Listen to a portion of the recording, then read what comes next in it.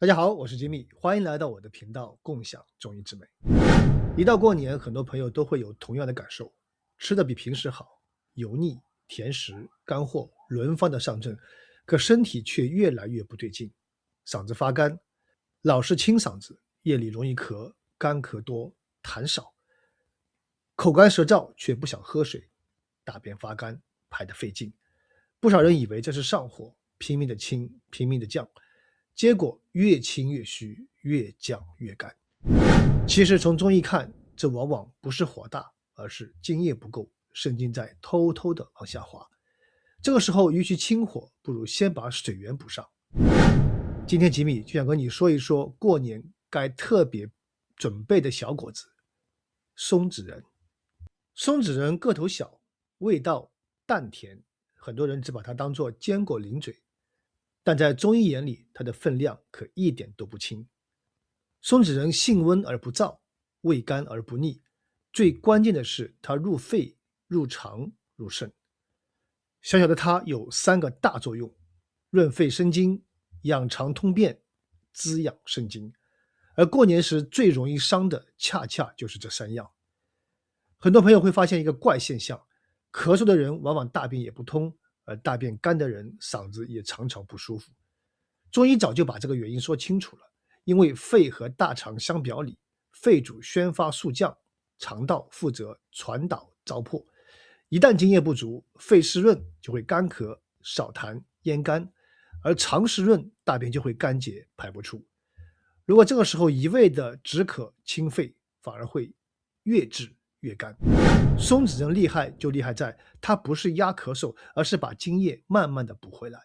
津液足了，肺自然润，肠道得到滋润，大便自然通畅。很多人不知道，反复咳嗽、便秘其实和肾精不足也有关。肾为先天之本，肾精生髓，化气生津。肾精一虚，身体的造血能力就下降，津液生得慢，用的却快，一干就先干在肺和肠。松子仁入肾经，又不峻补，属于那种慢慢滋养、悄悄调养，身体就能接得住的补法，对中老年朋友尤其的友好。那为什么说过年更要吃松子仁呢？过年最伤津液的3件事情，刚才我们也说，吃的太油、太干、作息乱、熬夜多、火炉暖气一直烤，这些都会让体内的水分被悄悄地抽走。松子仁油润，却不是那种滞腻的油润，它是润而不滞，补而不堵。过年每天一点点，反而能把身体护住。但松子仁具体怎么吃呢？要记住这3个关键。第一，每天量要小，很多人一听补就想多吃。松子仁不适合一把一把的猛吃，每天1小把即可，大概是10到15克，吃多了反而容易腻，容易上火。第二，生吃和温拌最好，生吃能够保留它的油润之性，或者用温水稍微泡一泡，拌在粥里和菜里，不建议油炸和重烤。第三，坚持比猛补重要。松子仁是润养型，不是立竿见影的猛药。一般连续吃7到10天，你就会发现嗓子没那么干了，咳嗽次数少了，大便开始顺了。那哪些人尤其适合吃松子仁，哪些人又不太适合吃呢？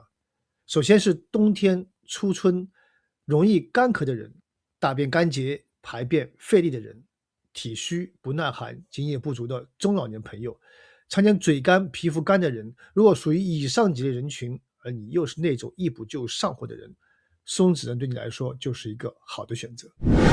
但松子仁虽好，也不是吃的越多越好，更不是人人适合。对于脾胃特别虚弱、容易腹泻的人，要少吃或者不吃。中医强调，过年调养身体，补到位，而不是补过头。你不需要多名贵的补品，只需要每天一点点适合你的食物，把身体最缺的东西补回来。这把小小的松子仁，也许就是你那个初春最温和、最不张扬的一次养护。好了，今天关于冬天怎么吃松子仁的分享就到这里了，你学会了吗？我们下次再见，在一起共享中医之美。